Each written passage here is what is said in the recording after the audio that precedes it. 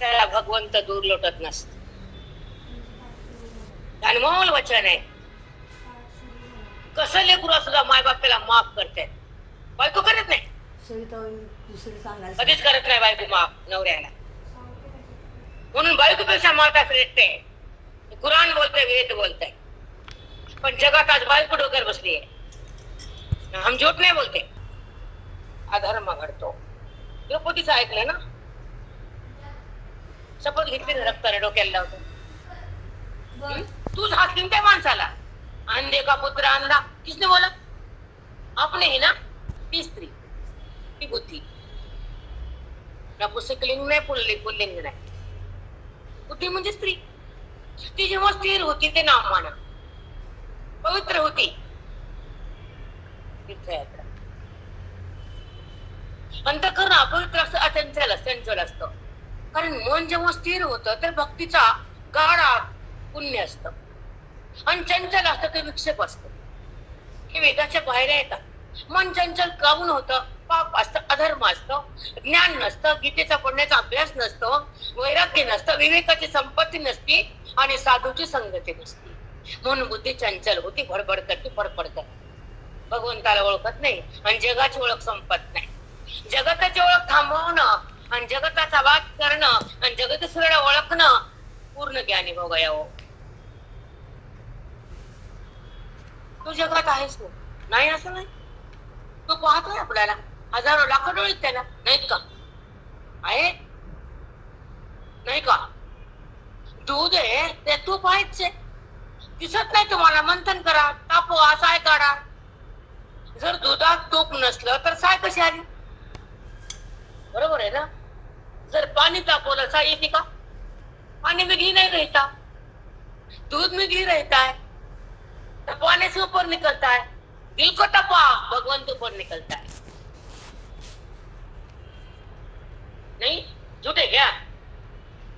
तपस्या बोलते उसको. अपन जहां जहां गए ना आप ही, वो तपोभूमि है. जो तुमको उदाहरण दे दी मैंने. जहां भी गए भगवंत प्रकट हो गए, है ना? और तुम्हारे सामने भगवंत प्रकट हुए, हमारे साथ भगवंत रहते, उसको ज्ञान करते. अंदर भी भगवंत है ना, उसको आत्मा कहते हैं ना. वो अपने साथ एक रूप करके रहते, उसको ज्ञानी बोलते. सदा ज्ञानी के पास भगवंत रहते हैं. हर पल, हर क्षण, हर पल पल भगवंत ज्ञान के साथ बुद्धि में अटैच रहते हैं. उसको तत्ववेत्ता कहते हैं. तत्व यानी परमात्मा का मूल स्वरूप. मूल स्वरूप यानी निर्विकार स्थिति. निर्विकार यानी भगवंत का असली रूप. असली रूप यानी सच्चा रूप. सच्चा यानी जो है, जो अपने साथ है. उसका नाम सच्चित आनंद है. उसको मूल स्वरूप कहते हैं. सच्चा रूप बताते हैं. वेदों का ज्ञान है. किसी मंदिर में उनसे भागवत में नहीं पढ़ा दिन होगा, क्योंकि पैसा से खरीदती भागवत लोग.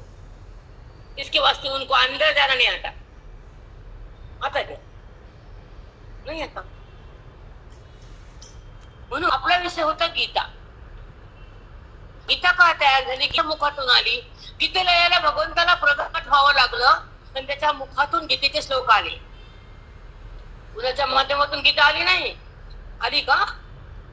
व्यासाने भागवत लिहिलं, ठीक आहे, पण व्यास पण कमी पडले गीतेला. अडले घाण घेते त्यांना नाही.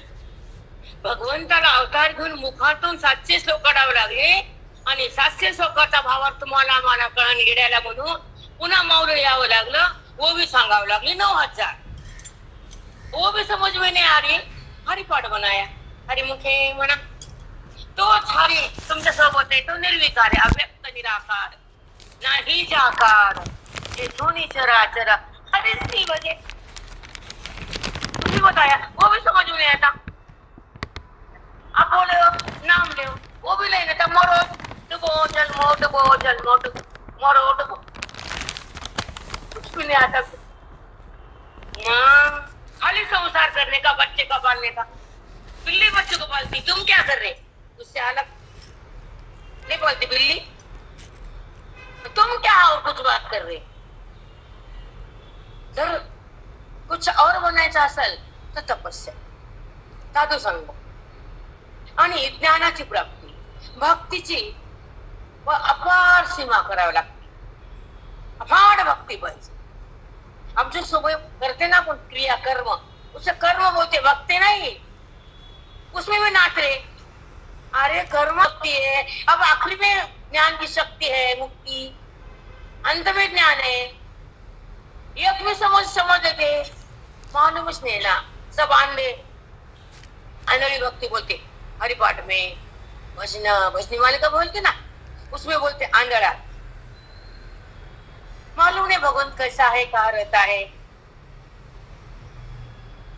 उसका पास कैसे जाना, उसे एक रूप कैसे रहना, उसकी प्राप्ति कैसे करना. ज्ञान से प्राप्त होता है भगवान, नाम से प्रेम उत्पन्न होता है और कर्म से उसके अंतःकरण पावन हो जाता है.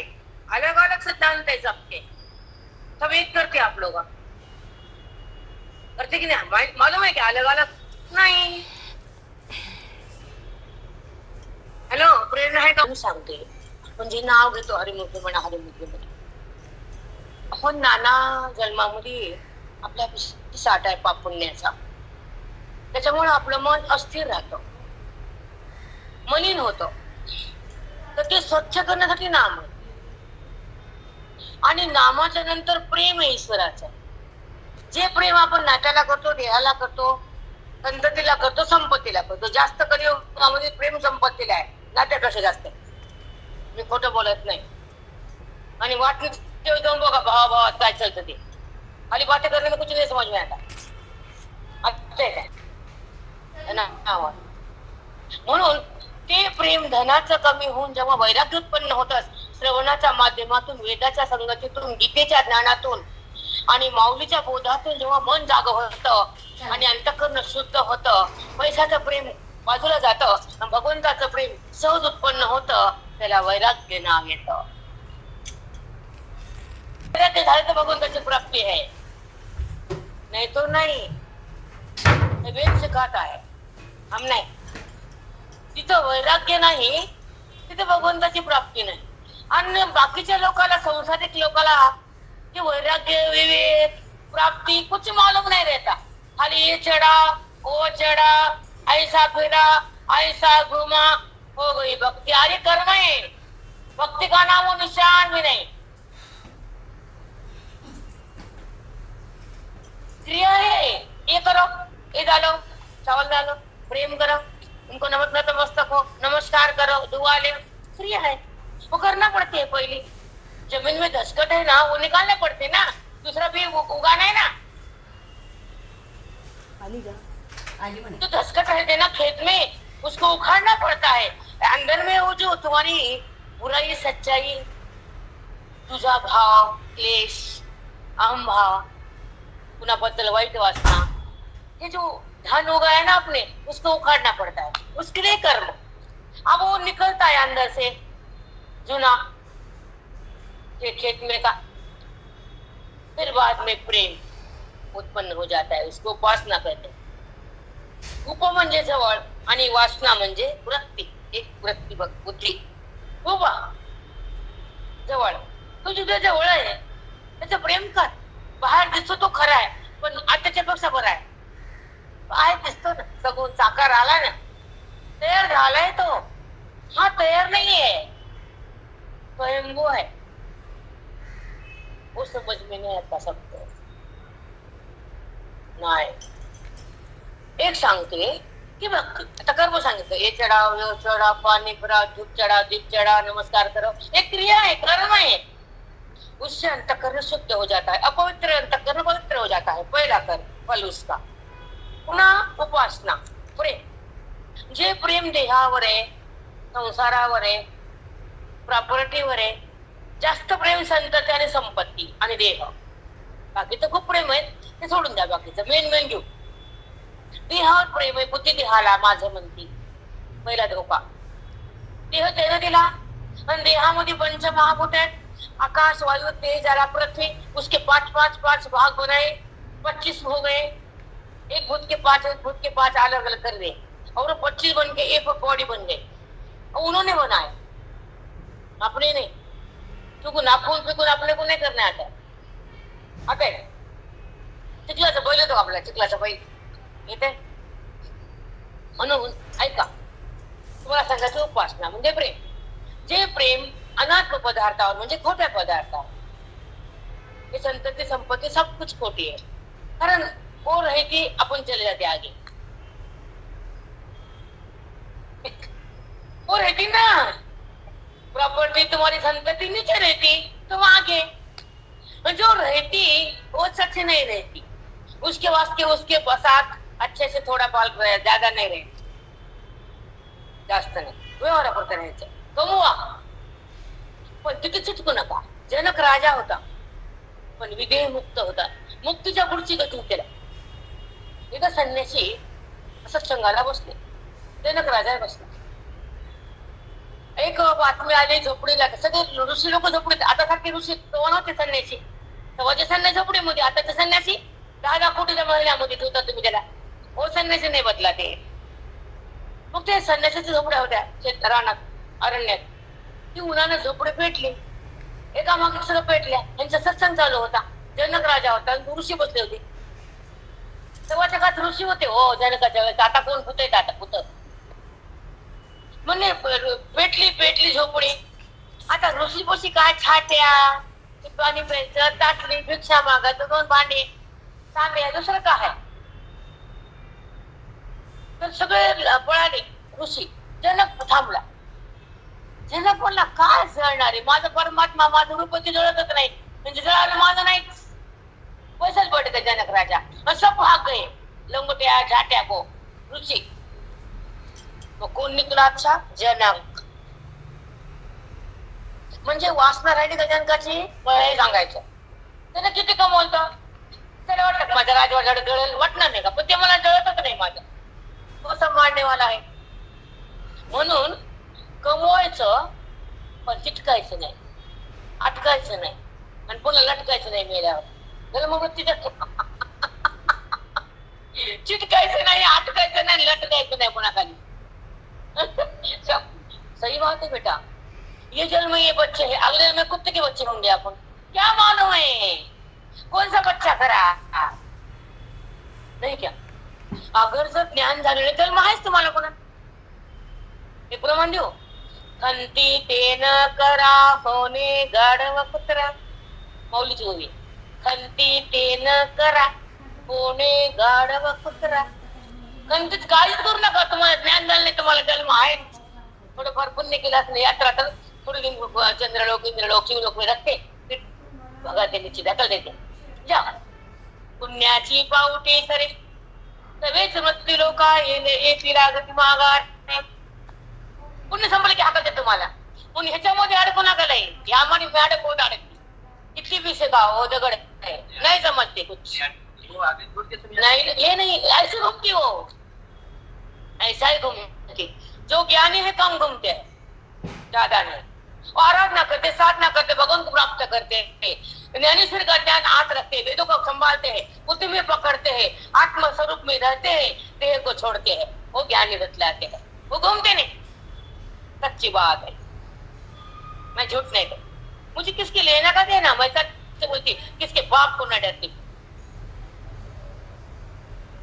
नहीं डरती. मैं डरूंगी क्यों?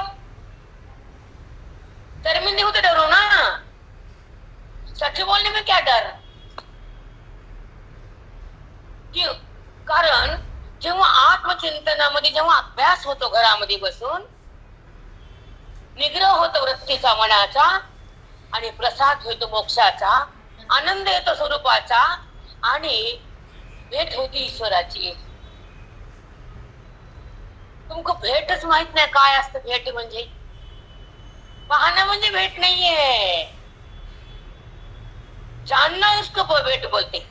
पहचानना, पहले जानना फिर पहचानना, फिर उसके साथ बुद्धि का मिलन होना, उसको भेट है. वेदों से पहचानना किससे होता है? साधु से. और उसका मिलन होता है तुम्हारे निग्रह से अंतःकरण के.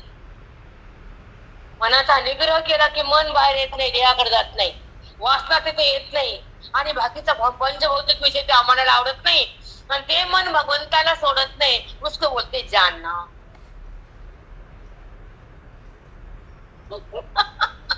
किस ग्रंथ में व्याख्या नहीं, अंदर से आती हो।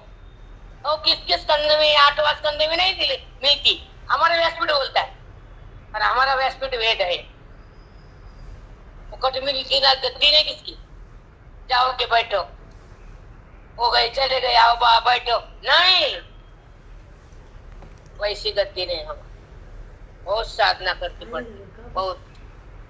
आता सत्संग व्हायचा आमच्या गुरुजीचा, एक 25 हा ग्रंथ दिलेला, शेवटी समाधी घ्यायच्या अगोदर अविद्येचे आडवे, अविद्येचे आडवे पुंजित जीवपणाचे भावे, तया चैतन्याचे धावे, कारुण्य जोखी।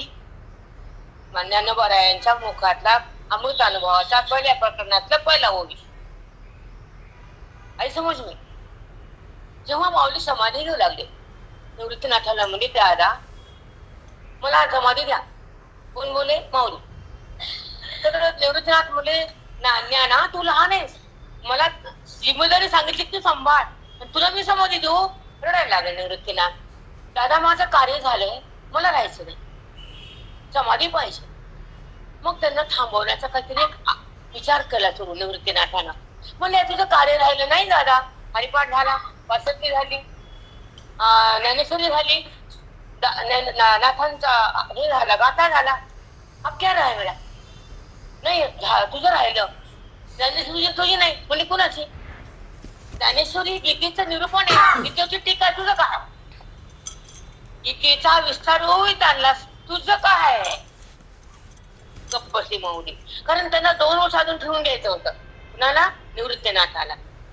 तुमचा एक ग्रंथ करा, ज्ञानाच्या नंतर अनुभूती कशी येते, ज्ञान झाल्यावर त्या जीवाला अनुभूती कुणाची असते, जगताची का भगवंताची, देहाची का घराची, कोणती अनुभूती आहे ते राहिलं द्यायचं। मग तुम्हाला मी बघू समाधीचं काहीतरी, पण अनुभूती द्या ना, त्याचं नाव अमृत अनुभव। हा, जो मरतच नाही तो अमृतामध्ये येतो, आत्मतत्वामध्ये येतो, आणि त्याचा अनुभव तो घेतो, तो ईश्वरमय जगतो, तो देहातून निघतो, परब्रह्म बनतो, त्याला म्हणायचं ज्ञानेश्वरीचं फल, ज्ञानाच्या नंतर अनुभूती, त्याचं नाव अमृत अनुभव। लिहा म्हणलं तुम्ही। मग 10 प्रकरण येते, कुणाचे? माऊलीने सुरुवात केली, स्नानाला गेल्या, ह्याच्यामध्ये इंद्रायणी होती, स्नान केलं, वरी आले, आणि अमृत अनुभवाला सुरुवात केली। आणि पहिले ओवी, अविद्येचे आडवे पुंजित जीवपणाचे भावे, तया चैतन्याचे धावे, कारुण्य झोपी। आणि जो जीवात्मा जन्मतो, मरतो, क्रिया करतो, क्रियेचा कर्ता बनतो, आणि त्या कर्माचं पाप पुण्य तयार होतं, आणि ते भोगायला पुन्हा खाली येतो, त्याचं भोगणं मी बंद करतो, करतेपणा मी पुसून टाकतो, आणि त्या जीवाला ब्रह्मरूप करून टाकतो। हा माझा बाण आहे, हे वेदाचं ज्ञान आहे, हे जे घेईल तो माझ्या हाती, हे जे घेणार नाही तो जगात फिरल, जन्म मृत्यू त्याला घेरल, पण तो बद्ध ठरल, असं माऊलीचं वचन आहे। 2 सांगितल्या बाबतीत मला अजून सांगतो, कारण मला स्फुरण निघताना थांबता येत नाही, मी श्वास पण घेत नाही, माझ्या लक्ष ठेवता मी बोलताना, जेव्हा स्फुरण संबोधन श्वास घेते म्हणजे काय? ब्रह्मवेत्ता कोणाला म्हणायचं? अज्ञानाची निवृत्ती कोण करतं? देहभाव कसा उत्पन्न होतो?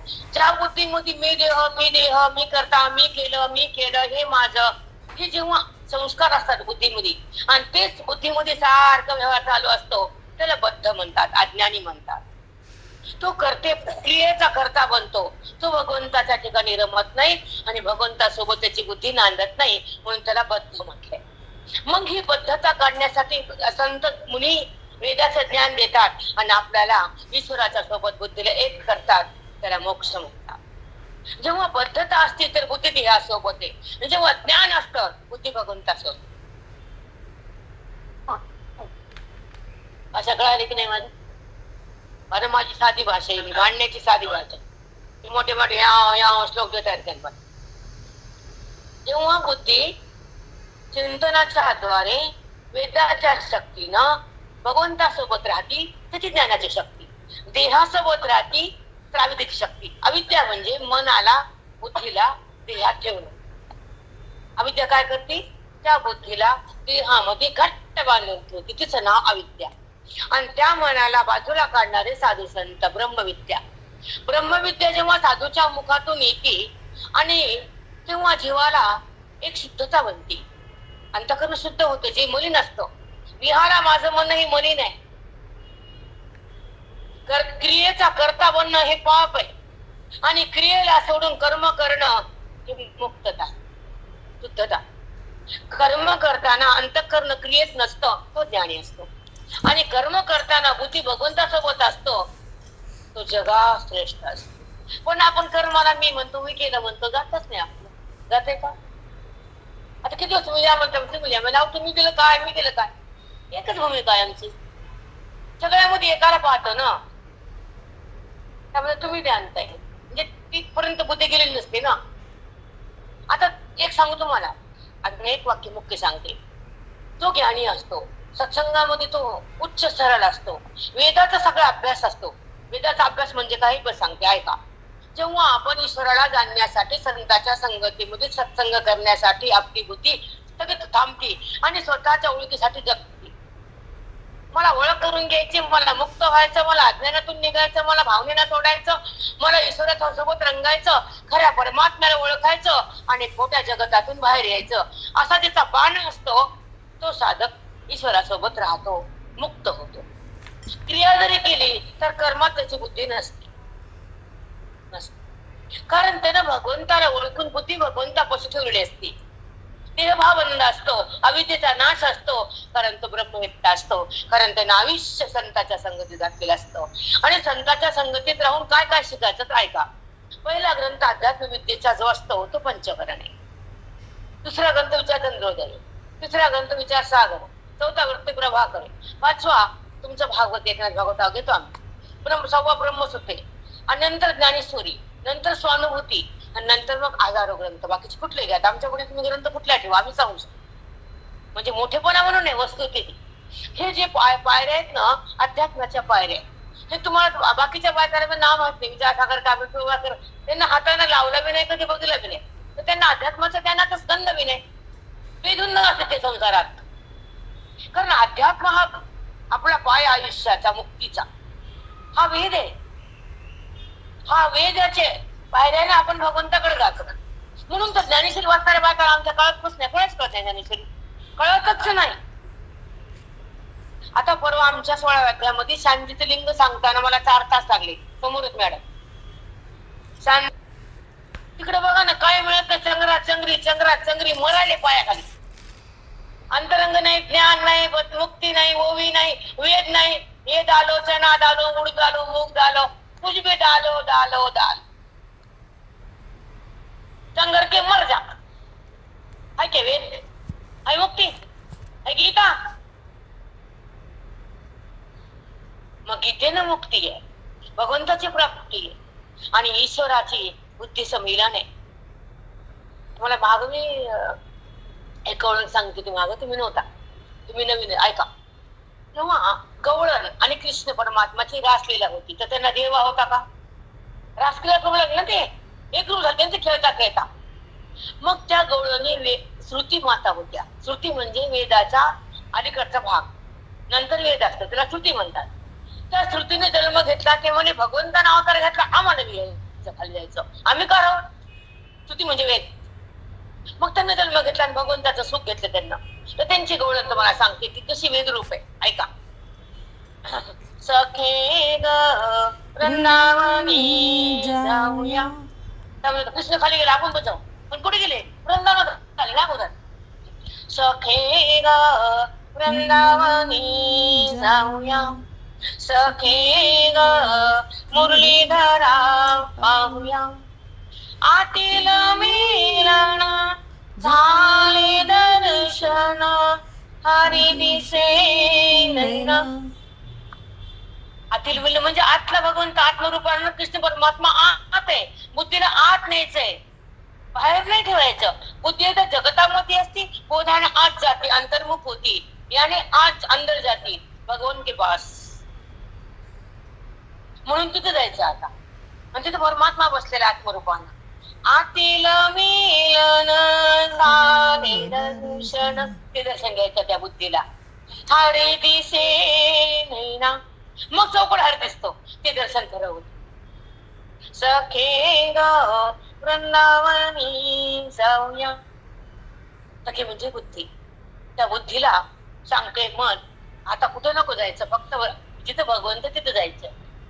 आणि हे केव्हा कळतं? वेदानं कळतं. आता आपली मुली घेऊ इकडं.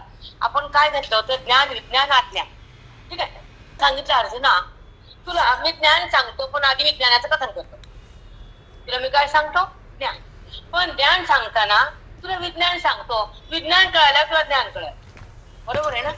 विज्ञान म्हणजे जगत, आणि अज्ञान म्हणजे मी देह, आणि भगवंत म्हणजे ज्ञान. अज्ञान, विज्ञान, ज्ञान. मला सांगू का? कारण ही भाषा आपण करून जाते. काही शब्द माहित नाही, सिद्धांत माहित नाही, काय कधीच ऐकलं नसतं ना अध्यात्म. आता ज्ञान तुम्हाला माहित नाही, अज्ञान माहित नाही, विज्ञान माहित नाही. मग हे जे वाक्य ते कळलं का? आता अज्ञान म्हणजे मी देह, विज्ञान म्हणजे दिसणार दृश्य जगत, आणि ज्ञान म्हणजे परमात्मा. मग ह्या दोनाला ओलांडून भगवंताकडे बुद्धीला जायचं, त्याला म्हणायचं मुक्ती. देहाला सोडायचं, जगाला सोडायचं, अज्ञानाला काढायचं, आणि भगवंताला मन जोडायचं, त्याला मुक्ती म्हणायचं. ती भाषा तुम्ही कधी ऐकत नाही. तुम्हाला रामायण भागवत ऐकून कथा आला तर बाय करताच लंपट. चलो भागवत, चलो. अरे कवर ऐकू ती भागवत, मग उत्तर दुसरं त्या मार्गावर येत नाही, न्यायला तर काही कळत नाही. भेंडर सारखेच काटारे.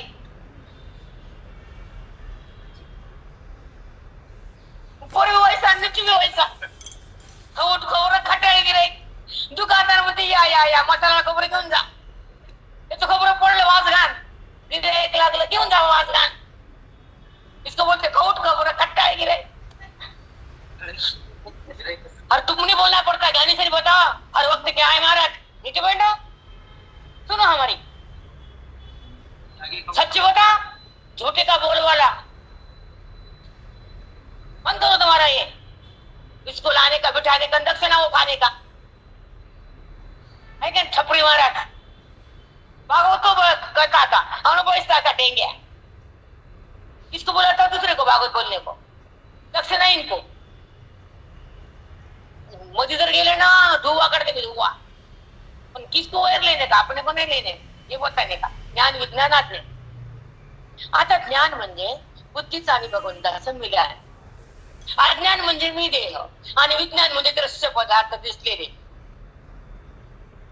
मग तुला अज्ञान हरपे, विज्ञान करपे, ज्ञान ते स्वरूपे होऊन जायचे. कालची वही लागली तिच्या पदाना, लागली ना. अज्ञान हरपे, विज्ञान करपे, ज्ञान ते स्वरूपे होऊन जायचे. आणि ना तुझं अज्ञान हरपून टाकतो, आणि जगत रूपी विज्ञान करपून टाकतो, आणि तुला ज्ञानमय करून टाकतो. म्हणून 7वा अध्याय तुला मी समजून सांगतो. इतना बात समझ में आना पड़ता है पहले, फिर बाद में आगे का. बरोबर आहे ना? एक सांगू का? आमच्या परभणीमध्ये वेदांताचा पाऊस आता नाही, अगोदर मी जेव्हा, आता कुणाची गाडी बांधायची? बुद्धीची आणि कानाची, आहे की नाही? ते बी करावं. आणि हे तुम्ही ह्याच्यावर जातात डुबून, बरोबर आहे का नाही? एकच ऐकायची, एकच. त्यांच्या भरायचे डबुले, तुमची रिकामी. बरोबर. ते भागवत झालं 2 वर्षाखाली, नाव सांगत नाही. आमच्या कंपन्याच्या बाया होत्या 2000, तुमचे नव्हते मारवाडी. 2-3 हजार इन्कम टॅक्स बाया गेल्या, त्याला इन्कम झालं 3 कोटी. अरे रामा म्हणलं ज्ञानेश्वरी गाथा, तुमचं अद्वैत मकरंद, अद्वैत स्थिती या इकडं. आणि ते बसते, त्याला म्हणते बस खाली, सांग अद्वैत स्थिती. त्याचे डोळे होते चक्कर कर कर कर कर, त्याला चक्कर येते. स्थानानि वर्तमानानि च भविष्याणि च भूतानि मां तु वेद कश्चन. एते भूतेरे अतिकरी ते होऊनी ठेली, आणि वर्तत आहाती ते तुली ती मीची, आणि वर्तत आहाती ते तुली ती मीची. याचा अर्थ खूप छान आहे. आपण शाम में करेंगे, गाड़ी में सत्संग. तुम रहो, आपण पीछे बैठ के करेंगे. कुंडली वरदाहार विठ्ठल श्री रुद्रानंदे तुका पंढरीनाथ भगवान की जय. ज्ञानेश्वर महाराज की जय. रघुनाथ महाराज की